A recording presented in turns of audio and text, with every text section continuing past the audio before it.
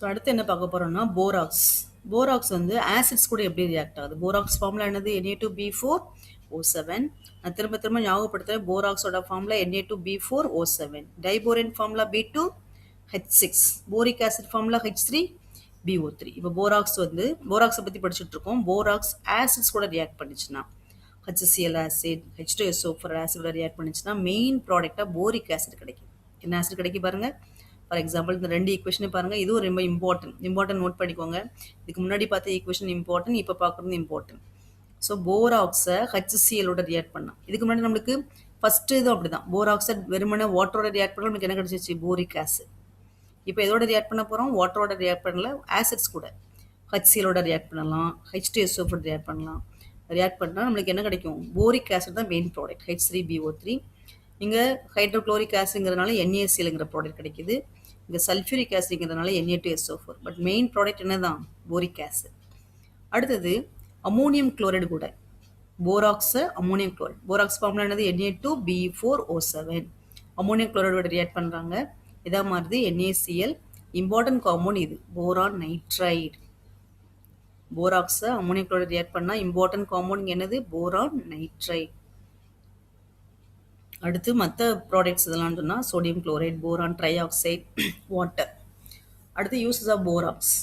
Borax is use for the identification of coloured metal ions. நான் இங்கே சொன்னேன் borax bead test. போராக்ஸை heat பண்ணால் ஃபர்ஸ்ட் வாட்டர் மாலிகுல்ஸ் வெளில போயிடும். வெளில போய் Na2B4O7 கிடைக்கும். திரும்ப ஃபர்தராக ஹீட் பண்ணால் NaBO2, சோடியம் மெட்டாபோரேட். இது பார்க்க எப்படி இருக்கும்?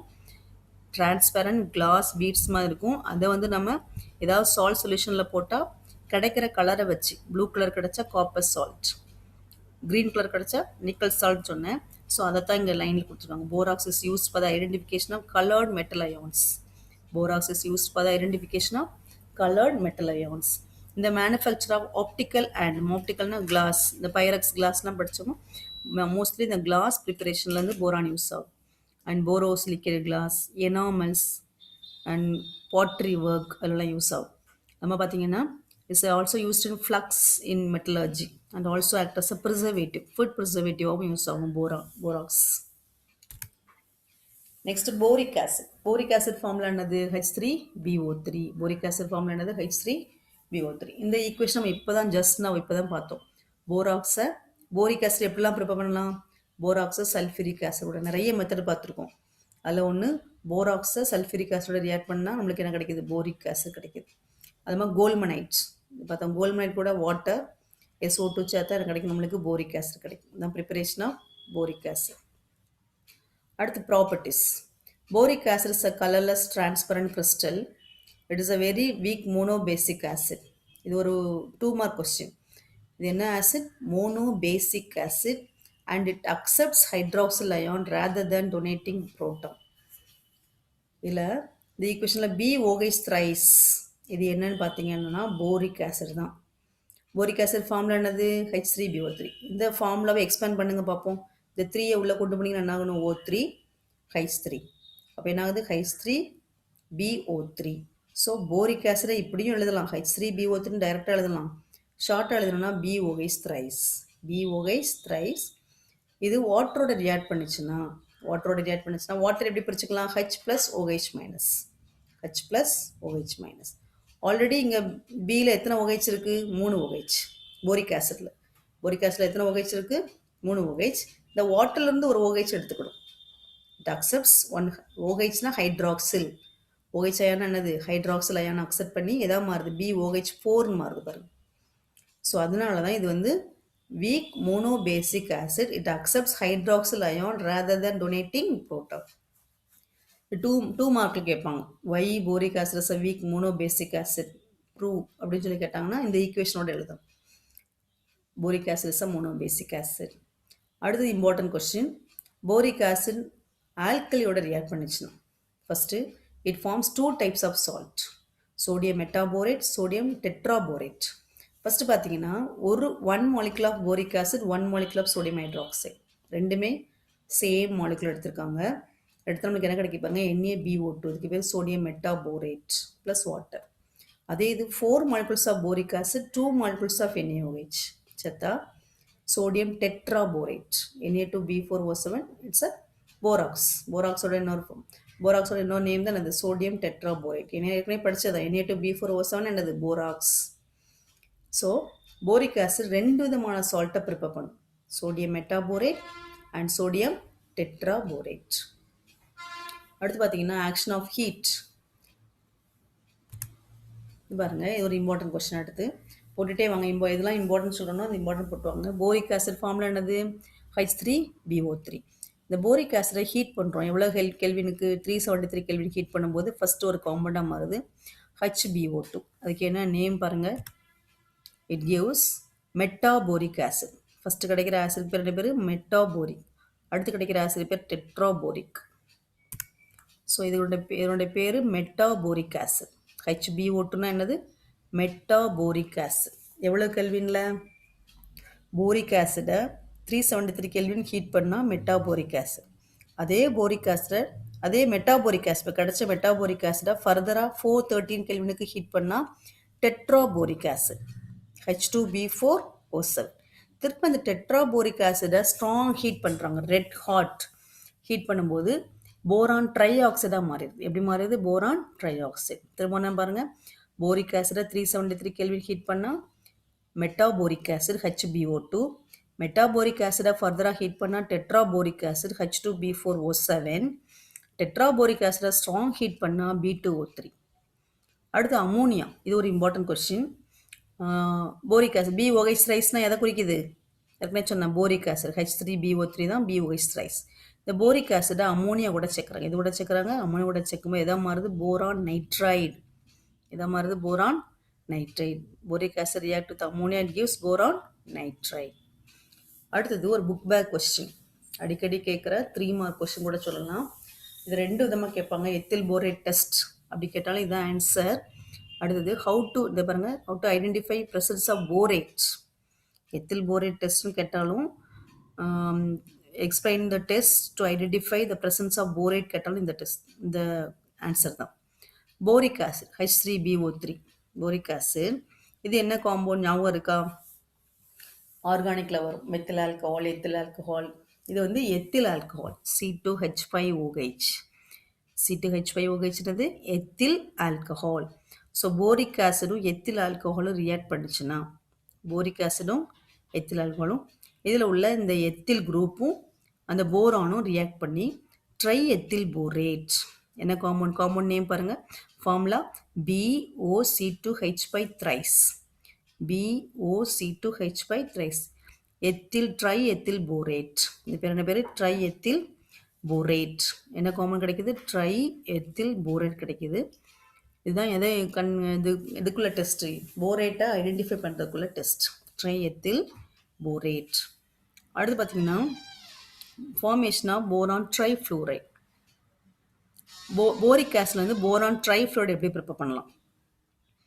Boric acid formula H3BO3, boron trifluoride formula BF3. Boron trifluoride formula BF3. அது எப்படி ப்ரிப்பேர் பண்ணலாம்னா, போரிக் ஆசிடை கால்சியம் ஃப்ளூரைடு கூட சேர்க்குறாங்க. இதோட சேர்க்குறாங்க calcium fluoride with sulphuric acid. இந்த ப்ரெசன்ஸ் ஆஃப் சல்ஃபியூரிக் ஆசிட் சேர்த்தோம்னா எதாவது மாறுது போரான் ட்ரைஃப்ளூரைட். Boron trifluoride. அடுத்து பார்த்தீங்கன்னா boric acid heated with soda ash. Soda ஆஷ்ங்கிறது சோடியம் கார்பனேட் தான் சோடா ஆஷ்.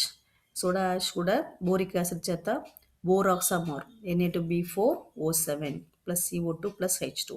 இந்த பேஜில் இம்பார்ட்டன்ட் கொஸ்டின் பார்த்தீங்கன்னா ஃபர்ஸ்ட்டில் உள்ள அந்த ஆக்ஷன் ஆஃப் ஹீட், அமோனியா கூட ரியாக்ஷன், இந்த ஈக்குவேஷன் எத்தில் போரேட் டெஸ்ட். இது வந்து புக் பேக் கொஸ்டின், அடிக்கடி கேட்குற கொஸ்டின் எத்தில் போரேட் டெஸ்ட். அடுத்து structure of boric acid. Structure of boric acid. Boric ஆசிடோட ஃபார்முலா H3BO3. இதில் பார்த்தீங்கன்னா 2 BO3 யூனிட்ஸ். பாருங்கள், it consist of 2 BO3 units. இந்த BO3 யூனிட்ஸ்னால் இந்த ஸ்ட்ரக்சர் பார்த்தீங்கன்னா இந்த பாருங்கள், B இங்கே இருக்குது, இதில் ஒரு O, இங்கே ஒரு O, இங்கே ஒரு O, BO3 இருக்கா. அது மாதிரி கீழே பாருங்கள், அது கீழே இதுவும் BO3. இந்த 2 BO3 யூனிட்ஸும் is linked with hydrogen bond.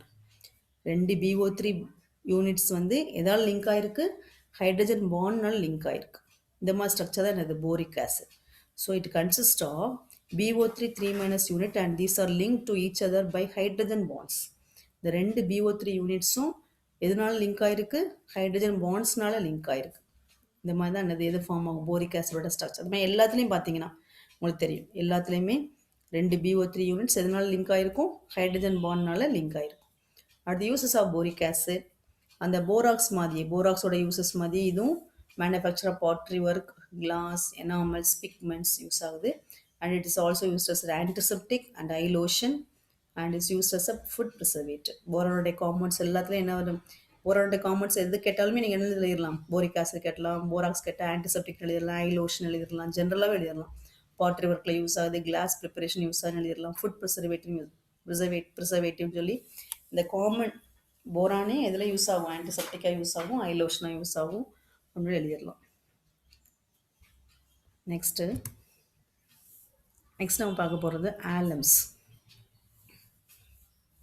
ஆலம்ஸ் அப்படின்னு சொன்னால் the name alum is given to the double salt of potassium aluminum sulfate. இப்போ நம்ம படிக்க போகிறது potash alum. Potash alum K2SO4 Al2SO4 thrice 24H2O. Potassium sulphate, aluminium sulphate, அதாவது 2 salt இருக்குது பாருங்கள். Potassium sulphate ஒரு சால்ட், அலுமினியம் சல்ஃபேட் ஒரு salt, இதோட 24 மாலிகுல்ஸ் ஆஃப் வாட்டர். இந்த மாதிரி டபுள் சால்ட் சேர்ந்து ப்ளஸ் 24 மாலிகுல்ஸ் ஆஃப் வாட்டருக்கு இருக்க பேர் பொட்டாஷ் ஆலம். என்ன பேர்? Potash alum. Aluminium sulphate, potassium sulphate with 24. இது வந்து காம்படிட்டிவ் கொஸ்டினில் பொட்டாஷ் ஆலமோட how many water molecules present in potash alum அப்படின்னு சொல்லி ஒரு கொஸ்டினே வந்துடும். எத்தனை molecules of water? 24. What are 2 salts? Potassium sulfate and aluminum sulfate. இதே மாதிரி மற்ற ஆலம்ஸும் இருக்குது. பார்த்தீங்கன்னா ஃபஸ்ட்டு பார்த்து நம்ம பொட்டாஷ் ஆலம். சோடியம் ஆலம்னா அந்த பொட்டாசியம் சல்ஃபேட்டுக்கு பதிலாக சோடியம் சல்ஃபேட் இருக்கும். அமோனியம் ஆலம்னா ammonium sulphate plus aluminium sulphate. Chrome ஆலம்னா பொட்டாசியம் சல்ஃபேட்டும் குரோமியம் சல்ஃபேட்டும் சேர்ந்தது. ஸோ இந்த மாதிரி நிறைய ஆலம்ஸ் இருக்குது. ஸோ இது எப்படி ப்ரிப்பேர் பண்ணலாம்னு பார்க்கலாம். ப்ரிப்பரேஷன். பொட்டாஷ் ஆலம் எதுலேருந்து ப்ரிப்பேர் பண்ணுறாங்கன்னா அலூனைட். எதுலேருந்து ப்ரிப்பேர் பண்ணுறாங்க? அலூனைட் ஆர் ஆலம் ஸ்டோன். ஆலம் ஸ்டோன். இந்த அலூனைட் ஃபார்முலாவும் பொட்டாஷ் ஆலம் ஃபார்முலாவும் கிட்டத்தட்ட ஒரே மாதிரி தான். பொட்டாஷ் ஆலம் ஃபார்முலா எப்படி பார்த்தோம்? K2SO4 Al2SO4 thrice 24H2O. அலூனைட் formula பாருங்கள். K2SO4 Al2SO4 thrice 4Al thrice. Formula என்னது? K2SO4 Al2SO4 thrice and 24 molecules of வாட்டருக்கு பதிலாக என்ன இருக்குது? AlOH thrice. இதை ஜஸ்ட் சல்ஃபியூரிக் ஆசிடோட ரியாக்ட் பண்ணாலே போதும். பொட்டாஷ் ஆலம் ப்ரிப்பேர் பண்ணணும்னா அலூனைட் அல்லது ஆலம் ஸ்டோனை எதோட ரியாக்ட் பண்ணால் போதும்? சல்ஃபியூரிக் ஆசிடோட. பாருங்கள், இதுதான் அலூனைட் ஃபார்முலா. அலூனைட் ஃபார்முலா பாருங்கள். K2SO4 Al2SO4 thrice AlOH thrice. இது வந்து அலூனைட் ஃபார்முலா. அதோட எது ரியாக்ட் பண்ணுறாங்க? H2SO4 ரியாக்ட் பண்ணால் எதா மாறுது? K2SO4 Al2SO4 thrice. திரும்ப ஃபர்தராக அது கூட என்ன ரியாக்ட் பண்ணுறாங்க? வாட்டர் மாலிகுல்ஸை ஆட் பண்ணுறாங்க. வாட்டர் மாலிகுல்ஸ் ஆட் பண்ணால் நமக்கு என்ன கிடச்சிடும்? ஆலம் கிடச்சிடும். K2SO4 Al2SO4 thrice 24 molecules of water. அடுத்து இதனுடைய ப்ராப்பர்ட்டி பார்த்தீங்கன்னா இதில் ஒரு முக்கியமான இம்பார்ட்டன்ட் வந்து என்னன்னு சொன்னால் இதுக்கு பேர்ன்ட் ஆலம்னு ஒரு கொஸ்டின் கேட்பாங்க. What is mean by burnt alum? இதை ஹீட் பண்ணால் the aqueous solution is acidic due to the hydrolysis of aluminum sulfate. It melts at 365 Kelvin. 365 கெல்வினுக்கு ஹீட் பண்ணால் ஹீட்டிங் அட் அது மாதிரி 475 கெல்வினுக்கு ரொம்ப அதோட ஃபர்தராக ஹீட் பண்ணும்போது loses water of hydration and swell up. இதில் எத்தனை மாலிகுல்ஸ் ஆஃப் வாட்டர் இருக்குது? 24 மாலிகுல்ஸ் ஆஃப் வாட்டர். அந்த 24 மாலிகுல்ஸ் ஆஃப் வாட்டரும் வெளியில் போயிட்டு அந்த மாஸ் வந்து ஸ்வெல் அப் அப்படின்னா அப்படி புஷ்ஷுன்னு ஆயிடுறது. எப்படின்னு சொல்லி இப்போது நைட்டு வந்து ஒரு இட்லிக்கு மாவு அரைச்சி வச்சோன்னா அடுத்த நாள் வந்து இப்படி பொங்கிட்டு இருக்கிற மாதிரி இதை வந்து ஹீட் பண்ணால் அதோட வாட்டர் மாலிகுல்ஸ் எல்லாம் வெளில போயிட்டு ஒரு ஸ்வாலன் மாஸாக மாறிடும். இதுக்கு பேர் பேர்ன்ட் ஆலம். இதுக்கு ஸ்வாலன் மாஸ்க்கு பேர் என்ன பேர்?